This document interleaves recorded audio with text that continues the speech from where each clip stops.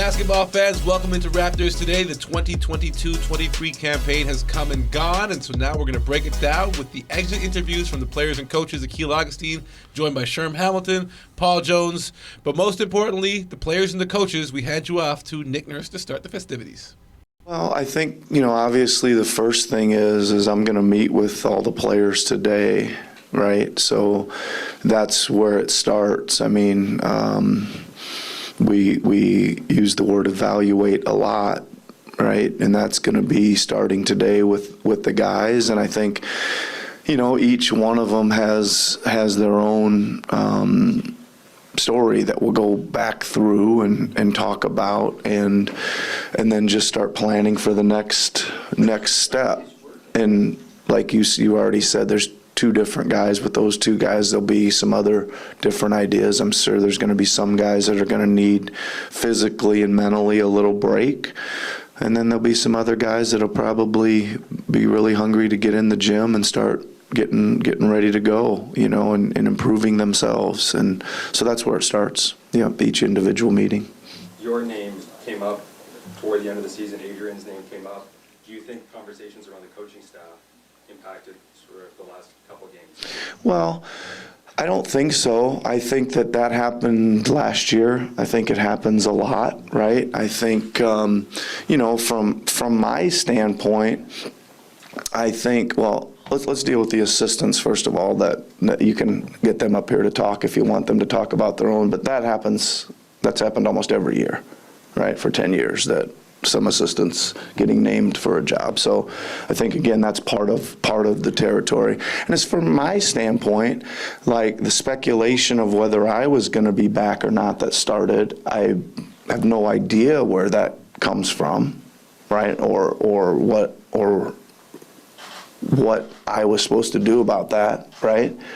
And what I thought was I needed to try to get the team or any of the players or anybody focused back on the job at hand, right? And try to not have to answer that question every game. Started coming one after another, and I was trying to put it to bed, and so we could focus on the season. Again, it's part of it, right?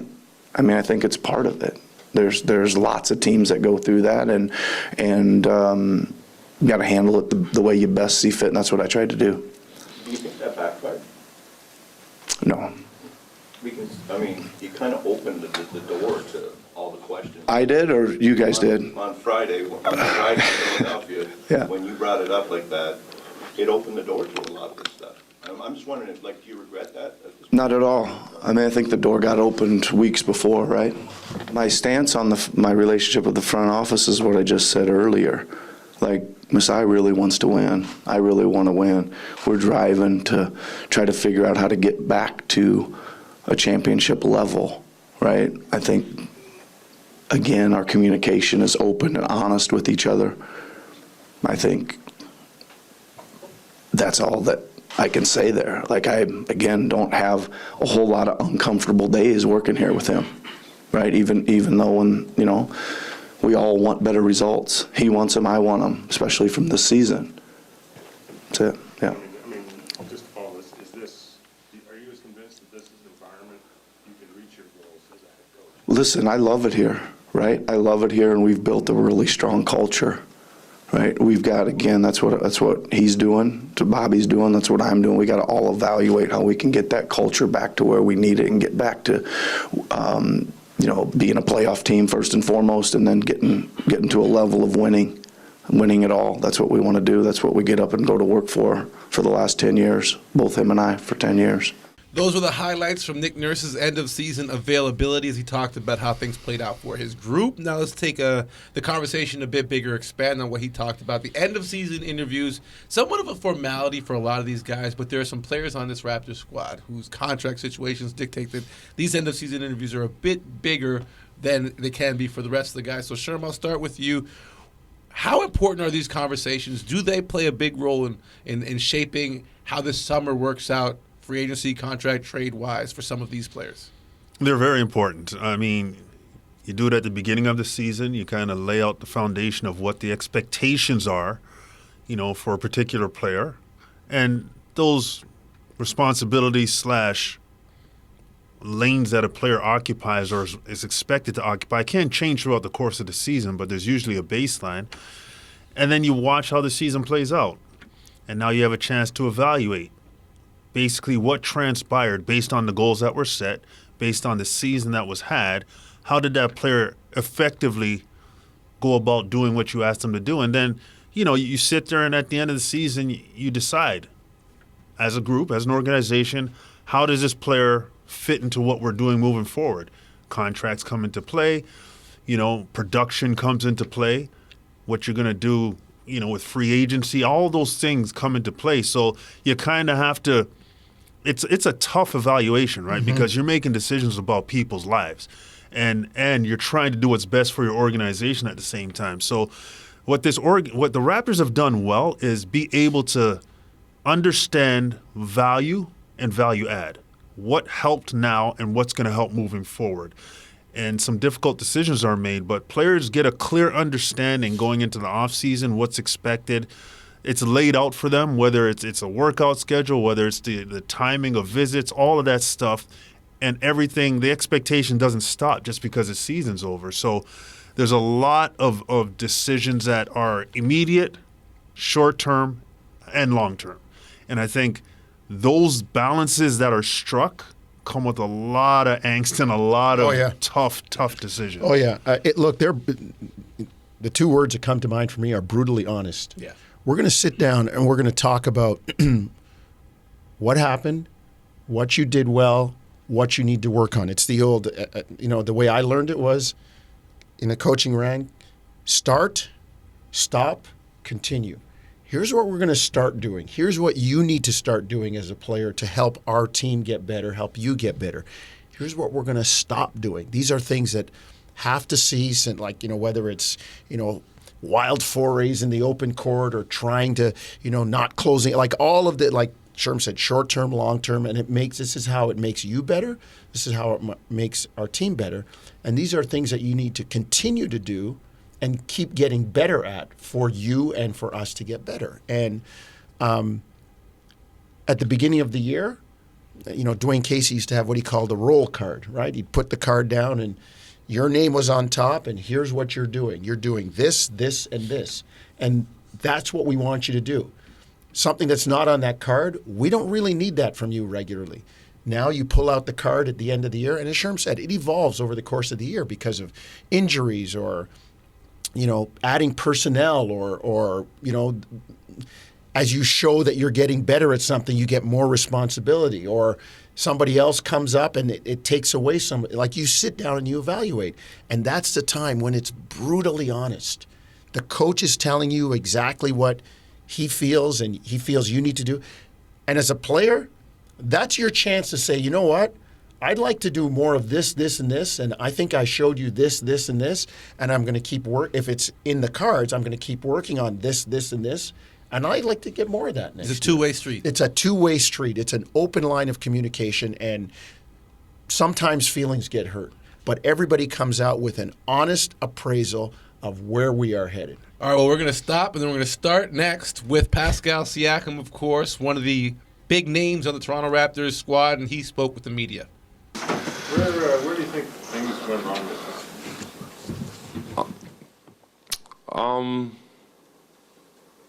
Yeah, that's a good question, but I just don't think I've put enough thoughts into all that. Like, I didn't sleep all last night, but I can't tell you what I was thinking. Like, I didn't sleep at all, but I just also wasn't really thinking of anything. I don't know if it makes sense, but I think we were just a lot, we weren't consistent enough as a team to have the success that we want to have. A lot of ups and downs. Win 3 games here, lose 3 games there. It just wasn't enough consistency, to be able to win in this league and with a much improved league, I would say, and especially the East, a lot of good teams, and we needed to be more consistent, I think.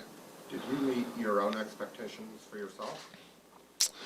No, never. I think because the expectation that I have for myself is like, it's always greater. I feel like I shoot for like, you know, what most people would deem impossible. You know, like that's kind of like my mindset going into everything that I do. So, obviously, it's what, April 13th. Yeah, like that's not definitely not wasn't in my plans to be here and talking about this. So definitely don't feel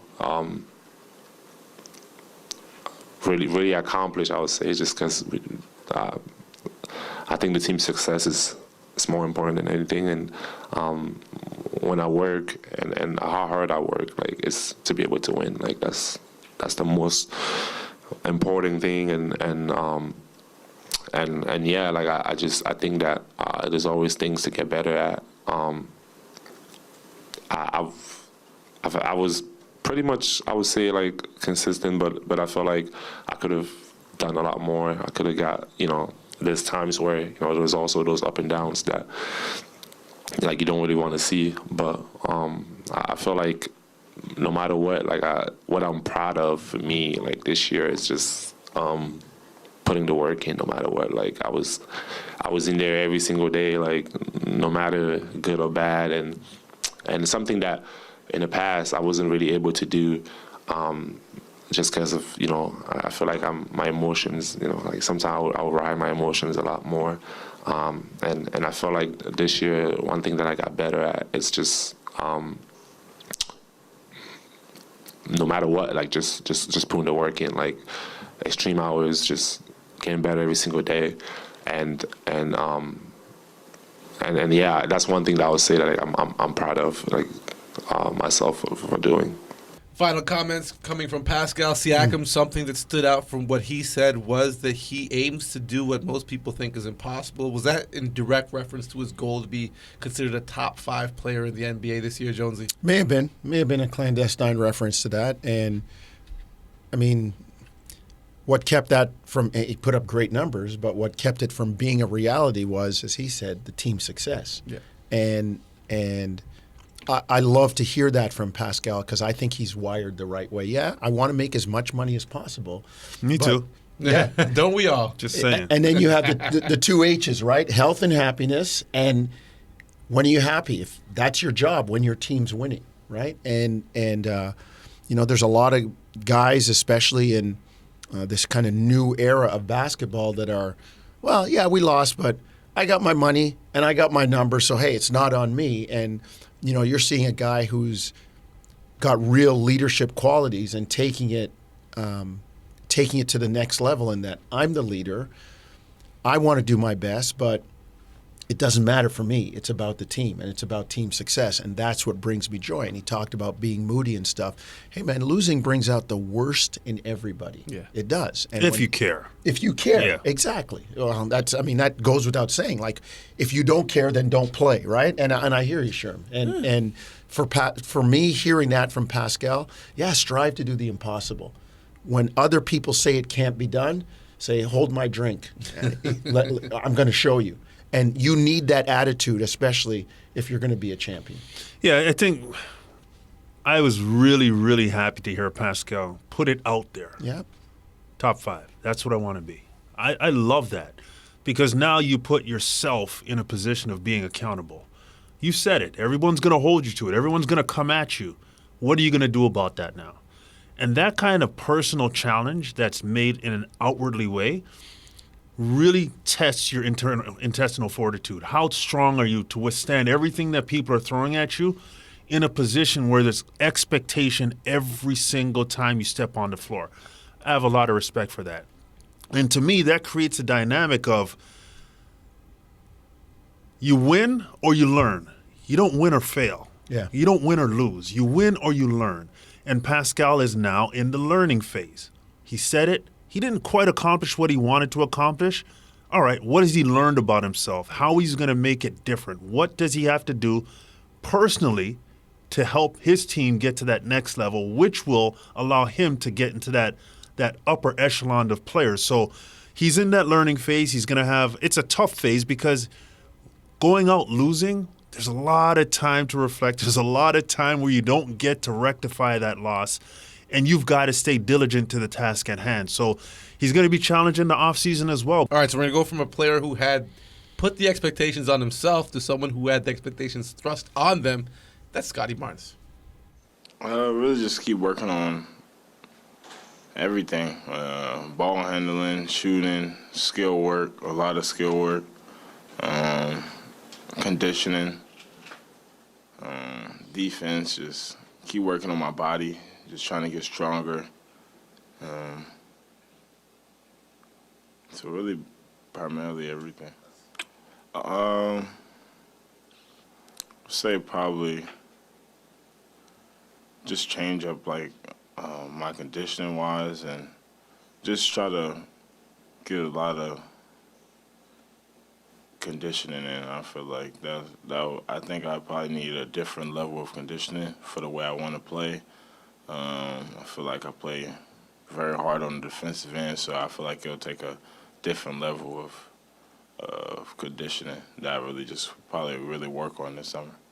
I feel like that's something that you can really consider, someone that can just be around you all the time, so you could be able to be more focused on what you really want to work on, someone that's with you all the time, so he'll be able to figure you out what you really need to work on, find what you're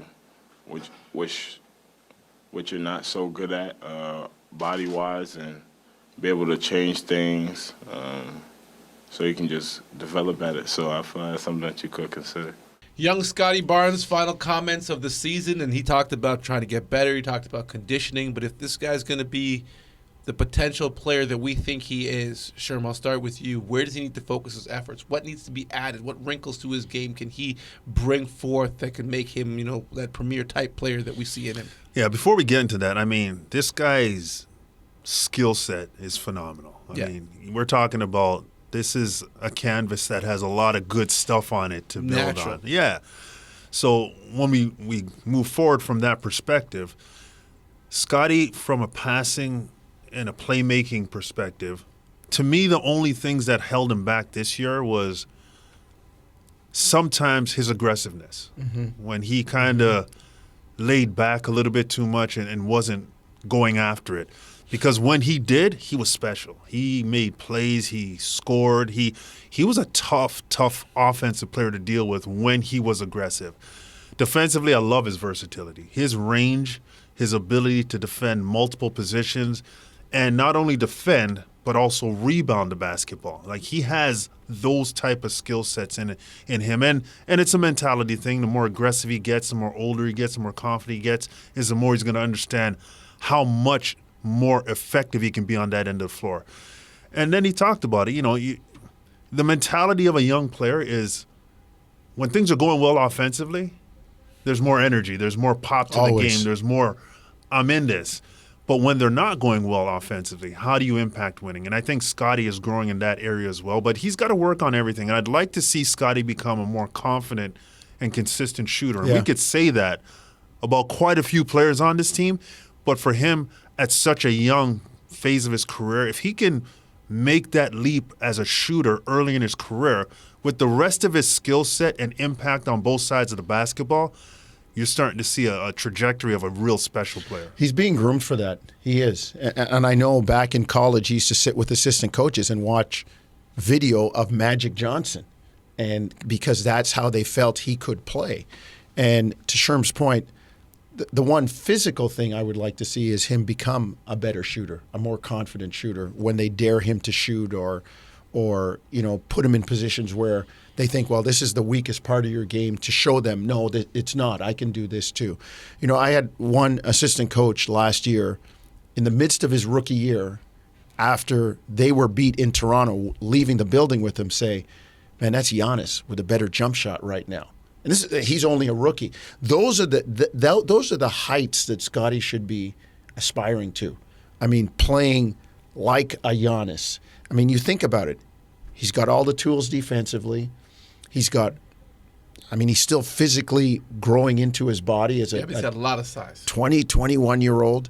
And then reading the game and understanding. And I like what he has. I think he needs to be put in more positions where he can experience that and understand, okay, we need this now. And I've got the ball. I can orchestrate that. We don't need this now. Just getting the ball to the right people. I love the fact that on offense, he'll walk anybody into the lane. I don't care if you're LeBron James or, you get a small fry. He will put you in the lane and score on you. And it's just about expanding his game and getting more of an awareness. But to the shooting part, I'd like to see that. I think this guy could be something really, really, really special when it's all said and done. All right, time for some Canadian content. We move on to Chris Boucher. I mean, like I said, I'm always trying to get better. Obviously, I have a good team around me that, make me watch film and try to get better every game and see what we could do better. But, I mean, at the end of the day, whatever the team asks me to do is really what I could do. And focus on the little things, obviously, and try to get better, personally and as a person, as a teammate, as a, shot maker, playmaker, whatever, needed. I think that was, the plan of this year, through the ups and downs and, the change of the team, having Yako coming in and guys leaving and coming in. You're always trying to get better and figure out what you could do and how you could explain your role and not get too hype over, one good game or whatever.